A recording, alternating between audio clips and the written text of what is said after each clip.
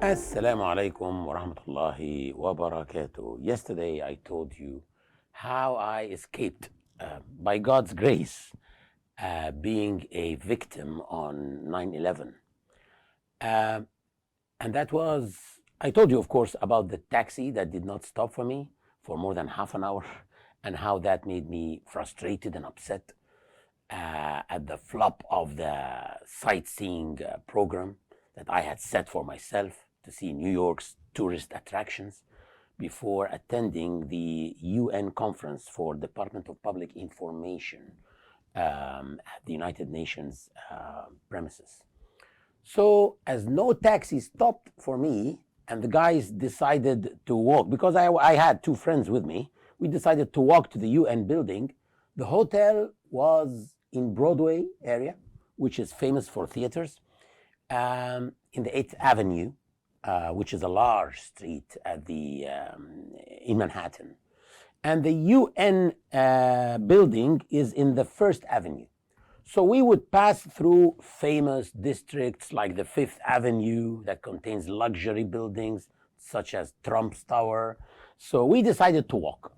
While we were walking, the events of September 11 took place, and we were unaware of anything happening in the other side of the city, as it was far away.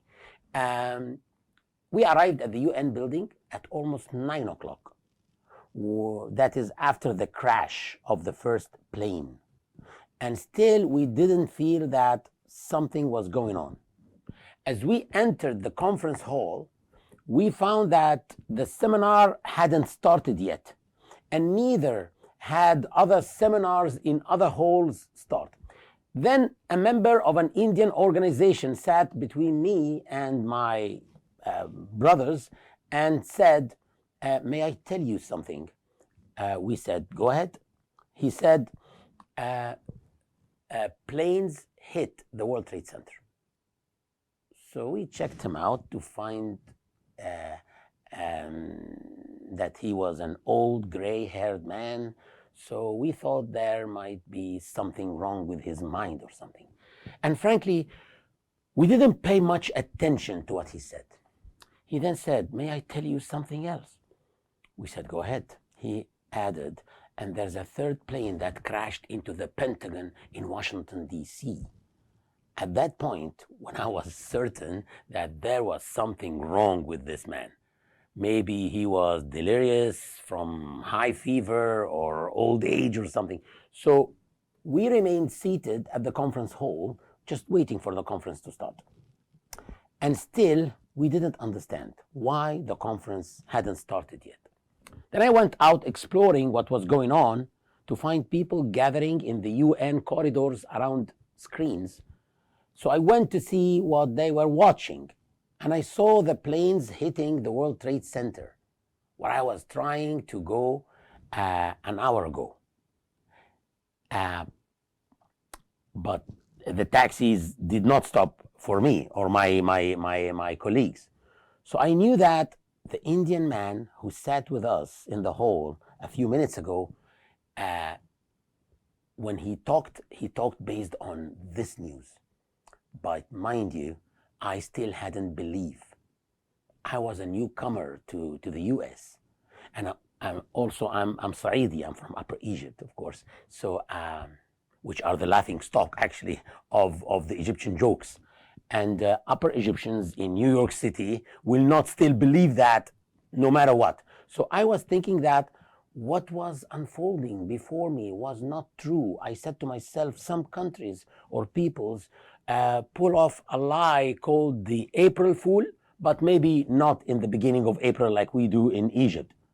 Maybe there is a September Fool or something. And I didn't know, as a newcomer to America, what is really happening. So all that was fun and pranks, and then President George Bush was on TV saying that the nation was under a terrorist attack. Did I believe that? No, I didn't still. I said, oh, even the president is taking part with the people in this fun fair and in this huge prank. Then they announced the immediate evacuation of the UN building. Everyone had to head to the gates immediately to exit the building. Only at this moment did I believe it was true. Actually, they wouldn't ruin the UN conference for a prank. And the UN building had to be evacuated. Of course, the UN building was a very high-rise building, and we hadn't known how many planes are still hijacked. So they were evacuating all tall buildings, all high-rise buildings. So we exited the building, and at the gate, a security guard slapped herself, telling her coworker that the second tower had collapsed. I asked her, was there a first tower that had collapsed? I'm still cut off from news and didn't know what was going on. We went out into the street, but that time the streets were different. To some extent, there was a traffic confusion. We walked down to the hotel. We took along with us some of the participants residing in remote hotels. Of course, some were people from Islamic organizations and from the Gulf and had some long beards. So they looked maybe a little bit more than like Bin Laden. So they were obviously Muslims. So it would be dangerous for them to walk for a long distance in this at this time, or even try using means of transportation to far off areas. Some of them actually were residing in New Jersey. That is in another state, close to New York, but it's even a different state. So anyway, we took all those participants with us to our 3 rooms in the Broadway area, which is not far from the UN building. We reached the hotel at about 11 a.m. and we started calling our families to reassure them that we were okay. I tried calling my family who were in Washington, D.C. I could not reach my wife's phone at all, but it was easy to call my mother in Egypt. But local phones in the U.S. were all jammed. I couldn't reach anyone in the U.S. because of the high network traffic, and all Americans are calling each other at that time. So there was an utter confusion. So the only way was to call Egypt. Then Egypt would call my family in Washington, D.C. and tell them and that I'm safe, and also call me back and tell me that they were safe. That was the only way. So we stayed in our hotel rooms, glued to TV screens, watching CNN and news channels to know what was going on outside. Our anxiety was increasing by time. By the late afternoon, we got hungry and we decided to order room service. And instead of going out, of course, in the streets at that time, we called room service, but there was no answer. Obviously, some of the hotel employees had to leave, and services became unavailable in the hotel. What to do now? We wanted to eat.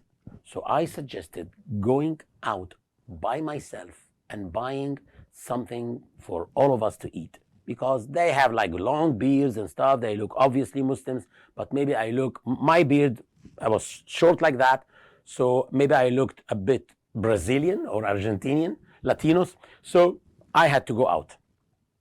I went out into Manhattan's street in New York at about 5 p.m. on September 11, after we all had watched the planes crashing into the towers and the towers collapsing, and people were hurling themselves from the tower top, throwing themselves in the street, and all these painful scenes that we all know very well. I went at 5 p.m. on that day to search for food for the guys. This day I walked around Manhattan streets. I found a Kashmiri Muslim, as I remember, in a restaurant selling halal food. I bought the food and went back to the hotel. But what I saw in such a short span of time on the American streets is unforgettable. the Broadway area where we had been staying, an area of theaters and nightclubs and movie theaters, were all working normally. I went back to the hotel and gave the food to the guys and told them, here is the food, and by the way, everything is okay on the streets.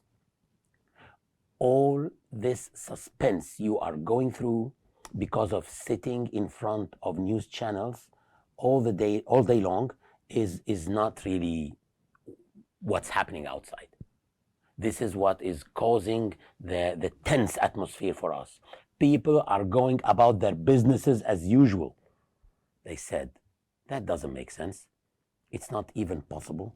I told them restaurants are opened, theaters and nightclubs are packed as usual. And I heard even loud music thundering inside. They said, fear Allah, what are you talking about? It's total chaos down there. I told them, it is just like I told you. We sat down eating until 7 p.m. and then Rudy Giuliani, the mayor of New York, appeared on TV announcing shutting down all nightclubs, all theaters starting this hour, because it was inappropriate for theaters and nightclubs to be opened at that time. So the guys had not believed me, now they do. Surely airports were also shut down too. I stayed in New York for 3 days till I could take a train to DC without a ticket, because it was impossible to even buy a ticket. The line was more than a mile long in the train station, and I had to get back home to my family in DC who were left alone there. It was total confusion. Many people were traveling back home and airports were shut down, so there was a big pressure on trains and transportation. And I made it to Washington, D.C. Not only did I find the Americans going about their lives as usual, no, they also maintained great relationships with Muslims. And they were offering us unprecedented moral support. I have seen non-Muslim women wearing hijab and coming to the mosques saying, we will escort your Muslim women to the malls and to the supermarkets so that any extremist that might assault a Muslim woman would realize that he might be assaulting one of us, non-Muslims. But within a month, things had changed dramatically. The very same people who were very supportive of Muslims were by then against us. They were turned against us. The very same people who were defending us became our adversaries. The very same people who came to the mosques on September 11 saying, we will protect you, were spitting on the ground when they see us. What had happened? What changed their attitude towards us? No one can say that it is September 11, because immediately after September 11, those people were on our side, not against us. What happened in the first month of September 11 is what changed people's attitude to this extent. This is what we will discuss tomorrow, inshallah. The power of the media. Wassalamu alaikum wa rahmatullahi wa barakatuh.